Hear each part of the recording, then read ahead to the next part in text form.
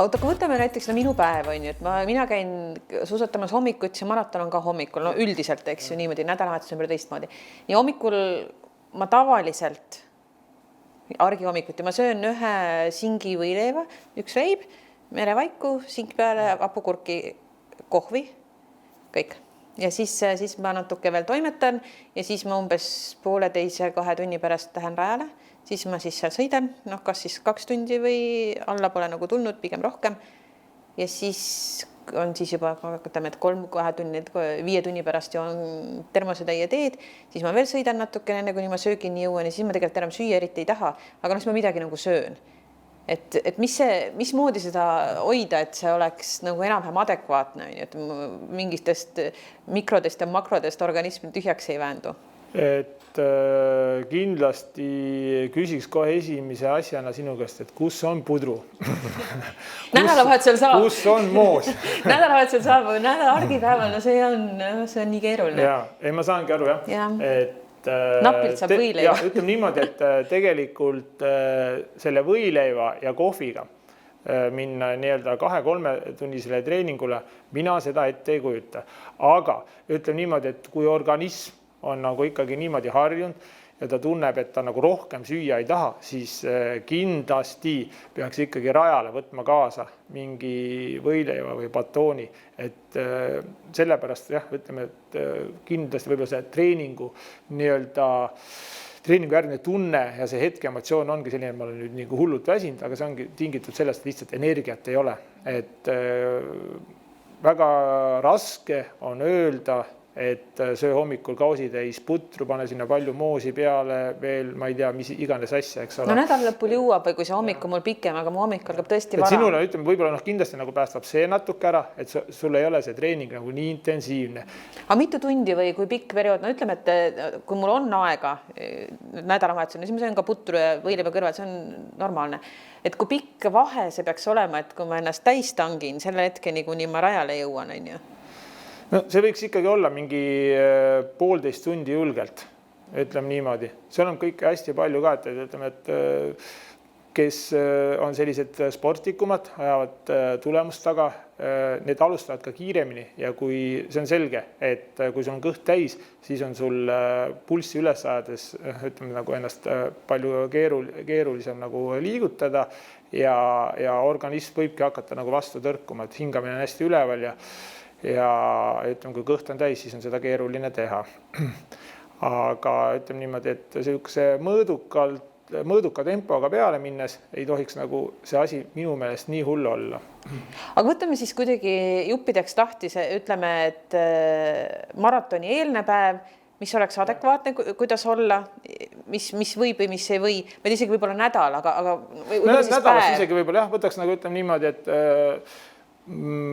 juba laupäeval näiteks sellist suurt seapraadi või selliseid raskeid seeditavaid toite süüa, pigem olekski selline pudru ja pasta teema, et isegi minul ei ole näiteks... Loomikuks pudru võileib on ju?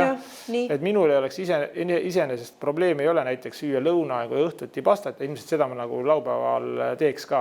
Ja sinna siis juurde kas mingi hästi kerge kanaliha, mitte mingil juhul ala looma või sealiha, eks ole, mis on nagu kergesti seeditav.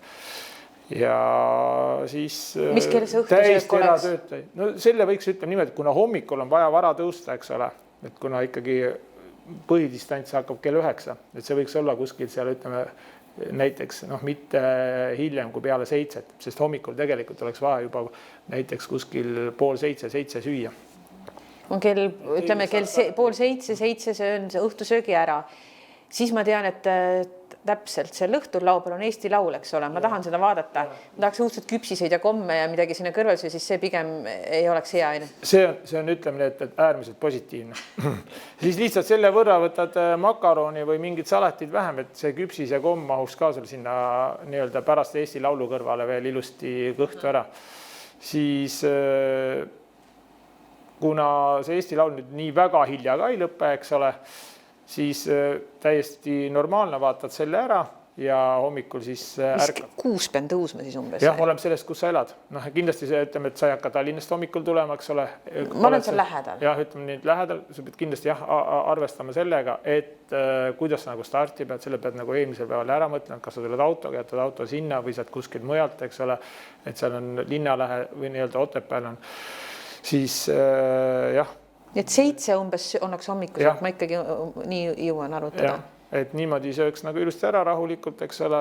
No, ütleme pigem nagu siis võileiva vähem, aga siis putru ja moos ja siis kiiresti omastatavad süsivesikud nagu rohkem. Ja siis raja pealt siis nii, et oleks nagu enam-vähem, et üle ei tangiks ennast, aga igalt poolt vähemalt ampsu võtaks, on siis nagu see mõte ja jooks. Ja just see jook on nagu hästi tähtis tegelikult, ütleme niimoodi. Siin on üks see psühholoogiline error, mis ma arvasin, et mul küll kunagi tuleb, ainult kui ma Tartu maratoni peale mõtlesin, et see on see lahe, seal käid mustika selle supi juurest mustikasuppi juurde ja on väga tore olla. Nüüd mul on tunne, et mismoodi ma lähen sinna üleüldse, ma jään seisma, ma ei taha ühtegi minutit siin Sa kaotad väärtuslikke sekundid. Ma niigi olen nii aeglane, siis ma veel söön siin kuklit ja mustikasuppi, et seda ma ei saa seda endale lubada. Selle tunde võtame sult kohe välja sellepärast, et ütleme niimoodi, et see näiteks minut või isegi 2, mis sa näiteks seal ütleme kulutad toidulaua juures, et juua siis konkreetselt seda mustikasuppi või teed, eks ole, süüa ära seal mingi kukkel või hapukurk või soolaleib või banaan, eks ole, see igati pidi väärib seda ajakadu, mis tekib siis, kui sa näiteks 2 toidupunkti vahel satud nii-öelda energiakriisi, siis ütleme nii, ja sa võid selle näiteks 2 kilomeetriga võid kaotada, ma ei tea, 8-10 minutit. Ja kui see kõik ükskord läbi saab, loodetavasti positiivselt oled finišis. Millest ma ei kahtlegi. Aga siis, mis siis on? Sest siis on nagu ka kere ikka pandud sellisesse šokki.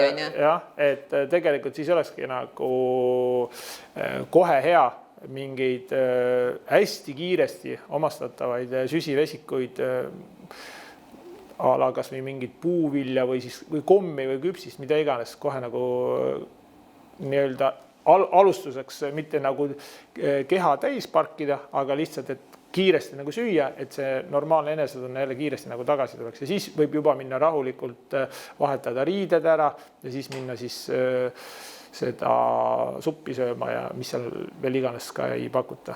Mul pole keegi kunagi toidu soovitades öelnud, et küpsist ja kommi muidugi. Seda peaks ikka sööma. See on nagu nii, ütleme, et sa ise pärast tänad ennast, et sa oled nagu seda söönud. Et see on jah, ütleme, mis nagu suusarajal energeetiliselt sind edasi viib.